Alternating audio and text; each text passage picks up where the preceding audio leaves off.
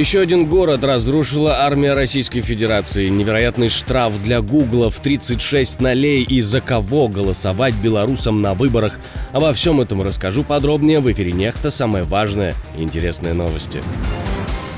Беспилотники добрались до Чечни. Куда попали и какую реакцию вызвали у Кадырова? Видим, знаем и помним. Что дороже, люди или стены? Будут ли украинские силы обороны выходить из разрушенного города? Камала Харрис и Дональд Трамп обмениваются оскорблениями на финишной прямой до выборов президента. Спасибо, что смотрите, спасибо за доверие. Не забывайте про лайки и комментарии, не забывайте подписываться на канал. Все это очень важно. Поехали. По данным агентства France Press и Bellingcat, российская армия практически разрушила Волчанск, хотя город не был захвачен. Спутниковые снимки показывают, что 60% зданий полностью уничтожены, а еще 18 серьезно повреждены. Среди разрушенных объектов детские сады, школы, церкви, заводы и библиотеки, которые были практически стерты с лица земли. Мы сегодня контролируем город, но то, что мы контролируем, это груда обломков. Я был в Бахмуте, поэтому знаю, как там шли бои. То, что в Бахмуте заняло 2-3 месяца, в Волчанске произошло всего за 2-3 недели. Ситуацию сравнивают с боями за Бахмут, но разрушения в Волчанске описывают как более масштабные. Мы поговорили об этом с человеком, который мониторит всю обстановку на фронте, с Сергеем Братчуком. Во-первых, задачи определены, поэтому силы обороны их выполняют. И сегодня мы видим, что по Волчанску как раз и тактика, и стратегия привела к тому, что у врага, у россиян нет сегодня практически никаких успехов, кроме одного, я его сейчас назову. Это то, что удалось вернуть россиянам под свой контроль. Единственное, что это полностью уничтожено село Глубокое. Все, на этом точка. При этом потеряли такой укрепленный узел, как агрегатный завод. Разрушения огромные, действительно, но мы прекрасно понимаем, что эти позиции, они как минимум имеют оперативно-тактическое значение для обороны на Харьковском направлении, нашей обороны. Поэтому этот узел Волчанский, он сковал сегодня действия врага, и эти действия являются, мы очевидно видим, что удачными. Пока, скажем так, каких-то свежих идей на поле боя россияне не демонстрируют. А с нашей стороны, наверное, очень аккуратно мы все-таки можем сказать о том, что сегодня появились признаки стабилизации ситуации на этом участке фронта. Беспилотник прилетает в Чечню. Рамзан Кадыров сообщил об атаке БПЛА на Гудермес. По его словам, удар привел к возгоранию крыши пустующего здания на территории Российского университета спецназа. Кадыров отметил, что жертв и пострадавших нет, пожар был оперативно потушен, и университет продолжает работать в обычном режиме. Сейчас инцидентом занимаются следственные органы. Это хоть и относительно маломасштабная по своим результатам атака, примечательно тем, что операторы беспилотных летательных аппаратов сумели провести их через сложный рельеф региона. Мы прекрасно помним, что Кадыров объявил вендетту дагестанским своим небратьям. Поэтому вполне вероятно, что таким образом ему передают привет и некую, если перейдем на пиратский язык, некую черную метку, что видим, знаем и помним. Вот к этой версии я склоняюсь прежде всего, потому что с точки зрения военной этот удар, назовем его так, он не имеет никакого значения. Потому что для сил обороны Украины, например, намного важнее все-таки хоть иногда, но находить на поле боя тех кадыровцев, которые там случайно объявляются. Ведь мы помним, что имеем дело с уникальным воинским подразделением Вооруженных сил Российской Федерации. Полк Ахмат-Чай уникален прежде всего тем, что его не могут найти ни свои, ни чужие. Российские телеканалы предъявили Google требования на сумму 2 ундециллиона рублей. У этого числа 36 нулей. Все это в связи с блокировкой их аккаунтов на YouTube. 17 телеканалов предъявили претензии из-за блокировки их аккаунтов. Суд удовлетворил иски, и теперь штраф будет расти на $1000 ежедневно, пока доступ к профилям не восстановят. Во время последнего судебного заседания судья упомянул, что ему предстоит рассматривать дело с очень большим количеством нулей. Я напомню, ундециллион – это число с 36 нулями. Наша команда существует благодаря вам. Поддержите ее, чтобы мы могли продолжать нашу работу.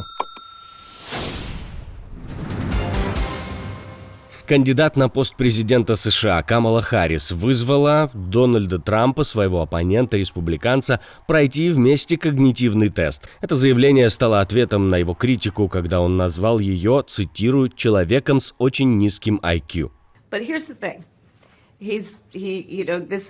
Я бы бросила ему вызов пройти такой же тест. Но дело вот в чем. Он, знаете ли, прибегает к таким действиям, и я думаю, что он действительно становится все более нестабильным и не в себе, и прибегает к оскорблениям, потому что у него нет никакого плана для американского народа. Но если говорить о том, почему Дональд Трамп не годится в президенты США, то... Если не слушаете меня, послушайте людей, которые знают его лучше всех, его бывших начальников штабов, наконец, 4-звездного генерала морской пехоты Джона Келли. Послушайте 2 бывших министров обороны, которые работали на него. Послушайте его советника по национальной безопасности. Послушайте его вице-президента. Все они так или иначе говорили, что он не годится для того, чтобы снова стать президентом, никогда не должен быть им и опасен. Это стало ясно из слов людей, которые знают его лучше всех. Все они, кстати, республиканцы, служили с ним в овальном кабинете и ситуационной комнате, не говоря уже о словах самого Дональда Трампа, который сказал, что он прекратит, цитирую, «прекратит действие Конституции Соединенных Штатов Америки». Дональд Трамп в это время на своем митинге рекламирует Маска, говорит, что найдет место для главы SpaceX на борту своего кабинета и рассказывает о минусах своего оппонента. Она вопиюще некомпетентна. Она более некомпетентна, чем Байден. И я не думал, что такое возможно. В следующий вторник вы должны встать и сказать Камале Харрис, что у нее было ужасное выступление. Она очень сильно навредила нашей стране. Она впустила в нашу страну убийц и наркоторговцев. Она впустила в страну торговцев людьми. Она впустила в нашу страну террористов. Она приняла людей из психиатрических клиник и из тюрем. Она впустила в нашу страну одних из худших преступников в мире. Вы скажете, пожалуйста, скажите, Камала, ты уволена, убирайся отсюда. Президентские выборы в США состоятся 5 ноября. Основные претенденты на пост – республиканец Дональд Трамп и кандидат от Демократической партии Камала Харрис. Президентские выборы в Беларуси назначены на 26 января 2025 года, и продемократические силы предложили белорусам голосовать против всех.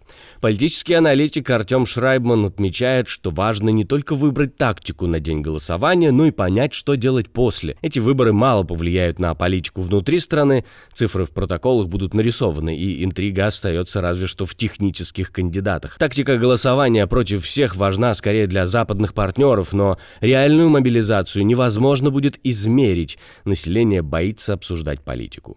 Общая позиция на тему, что белорусам делать с бюллетенями и как Западу важно не признавать новый срок Лукашенко, это, конечно, неплохо, но стратегически важнее было бы определиться с тем, что на ближайшие годы является интересом продемократических белорусов и, соответственно, их представителей, если после этих выборов Минск и Запад все-таки начнут разговаривать всерьез. Единственный эффект от голосования против всех может быть психологическим, как способ сохранения достоинства. В то же время в демократических силах нет единства. Одни, как сторонники Тихановской, занимают менее компромиссную позицию, а другие готовы к переговорам. Если Запад выберет более компромиссный подход, этот конфликт может перерасти в раскол. Полузащитник Манчестер Сити и игрок сборной Испании Родриго Эрнандес, известный как Родри, был награжден золотым мячом как лучший футболист года по версии France Football. На церемонию в Париже он прибыл на костылях из-за травмы разрыва крестообразной связки правого колена, полученной в сентябрьском матче с Арсеналом. Из-за этого он вынужден пропустить остаток сезона. В женской номинации «Золотого мяча» победила испанская футболистка Айтана Бонмати из Барселоны. Она получает этот трофей уже второй раз подряд. Приз как лучшая команда года получил Реал, а звание лучшего молодого игрока досталось 17-летнему Ламину Ямалю, полузащитнику Барселоны и сборной Испании. Да, это была неделя, которая дала мне все, что нужно. Победа 4-0 в Эль-Классико и возможность получить этот трофей. И что ж, будем надеяться, что так будет и дальше. Мы хотим большего. Главным претендентом на золотой мяч считался нападающий мадридского Реала Винисиус Джуниор. Однако за несколько часов до церемонии футбольный инсайдер Фабрицио Романо сообщил, что награду получит не Винисиус. После этого руководство Реала приняло решение не отправлять никого из клуба на церемонию в Париж. Сам Винисиус был уверен в своей победе во время матча с Барселоной 26 октября, в котором мадридский клуб проиграл 0-4. Он в споре с игроком соперника заявил, цитирую, «Зато в понедельник я еду за золотым мячом». Конец цитаты. Как сообщалось, он планировал чартерный рейс в Париж для 50 человек, включая тренеров, руководство клуба и близких. Кроме того, была забронирована локация для вечеринки в центре Парижа. Спасибо, что смотрите, спасибо за доверие. Не забывайте про лайки и комментарии, не забывайте подписываться на канал, все это очень важно. Ну и не забывайте про кнопочку «Супер спасибо», ведь так вы можете нас поддержать. У меня на этом все, до встречи и хороших вам новостей.